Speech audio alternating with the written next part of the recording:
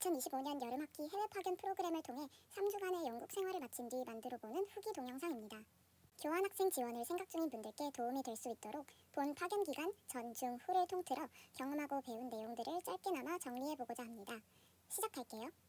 교환학생 준비의 가장 첫 단계는 가고 싶은 국가와 학교, 그리고 그 모집 요강 등을 확인하는 것입니다. 교환학생 모집 시기가 되면 국제처 홈페이지에 공지사항이 올라오게 되는데 포털에 입력된 메일로 홍보물이 전송되기도 하니 메일을 자주 확인하시면 모집 시기를 놓치지 않을 수 있습니다. 저 같은 경우는 방학 중 단기 파견을 희망했기 때문에 교환교를 선택할 수 있는 선택지가 조금 적었고 무조건 토플 점수를 통해 교환교의 희망 배정을 신청하는 그런 시스템이었습니다. 저는 영국 소재의 리버풀 대학을 1지망으로 두고 토플 공부를 시작했고 공부를 미루다 다소 급하게 시험을 준비하고 친 감이 없지 않아 있지만 다행히 목표하던 대학에 선발되어 교환학생을 다녀올 수 있었습니다.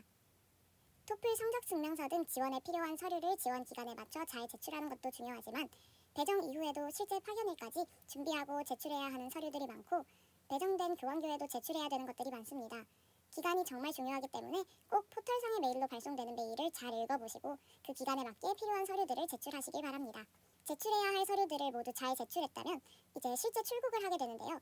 저는 단기 파견으로 갔기 때문에 짐을 많이 들고 가지는 않았고 필요한 것들은 그때그때 사서 쓰려고 했지만 가끔은 드라이기나 수감처럼 정말 사기 아까운 것들이 있었습니다.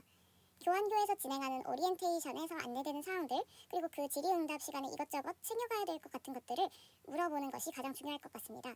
기숙사에서 제공되는 항목과 제공되지 않는 항목이 다르고 그것들을 꼼꼼히 여쭤보고 기록해두면 짐을 싸실 때 정말 많은 도움을 받을 수 있을 것 같습니다. 인터넷에 여러 체크리스트 같은 것도 있으니 꼭 확인해보시고 짐을 잘 챙겨가시길 바랍니다. 저는 정규학기 파견이 아니라 여름학기로 단기 파견을 갔기 때문에 서머스쿨 커리큘럼으로 수업을 들었습니다.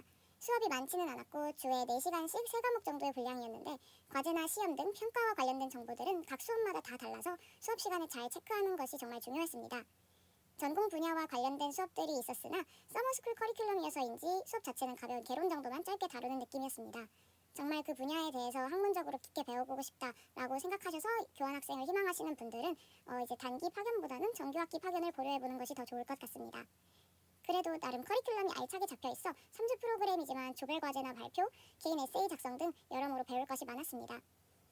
연세대학교에서도 영어로 진행되는 여러 수업들이 있는데 그런 수업들을 들어보셨다면 익숙한 포맷이실 것 같아요. 수업 중 발표나 토론, 조별 프레젠테이션, 에세이 작성 등 비슷하게 진행되는 느낌이었습니다. 연대에서 영어 수업을 들어본 학우분들이라면 분명 금방 적응하실 수 있을 거예요. 그렇게 수업도 듣고 수업 후나 수업이 없는 날에는 주변을 돌아다니면서 관광을 하기도 하고 다른 나라에서 온 친구들과 교류하고 친구를 맺기도 했는데요. 제가 파견된 리버풀 대학은 정말 다양한 국가에서 여름 학교에 참여하기 위해 모였었습니다. 인도, 파키스탄, 중국 같은 아시아권 국가는 물론 스페인, 멕시코, 미국 등 유럽과 아메리카 대륙에서 온 학생들도 있어 다양한 국가에서 온 학생들과 소통하고 교류할 수 있었습니다. 수업을 마치고 기숙사에서 친구들과 저녁을 만들어 먹기도 하고 이런저런 주제에 대해서 많은 대화를 나눴던 기억이 무척이나 소중하게 느껴지는 것 같아요. 수업 외에 학교 생활 같은 경우에는 조별로 진행되는 리버풀 탐방, 국립생태공원 소풍, 졸업행사 등이 있었고 공부 외에도 현지의 문화나 환경, 생활에 대해 알 수 있어서 좋았습니다.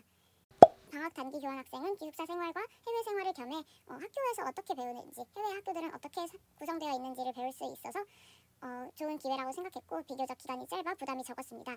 실제로도 원했던 경험은 대부분 하고 온 것 같아 도전하길 잘했다는 생각이 듭니다. 저처럼 해외 학교, 해외 생활은 궁금하지만 6개월 이상은 머물러야 하는 정규학기 파견을 쉽게 결정할 수 없으신다면 방학 중 단기 교환학생을 먼저 다녀와 보시는 것을 추천드립니다. 이후에 추가로 한 학기 정규 파견을 다녀오실 수 있으세요. 까지 제 여름학기 해외 파견 프로그램에 대한 감상이었습니다. 감사합니다.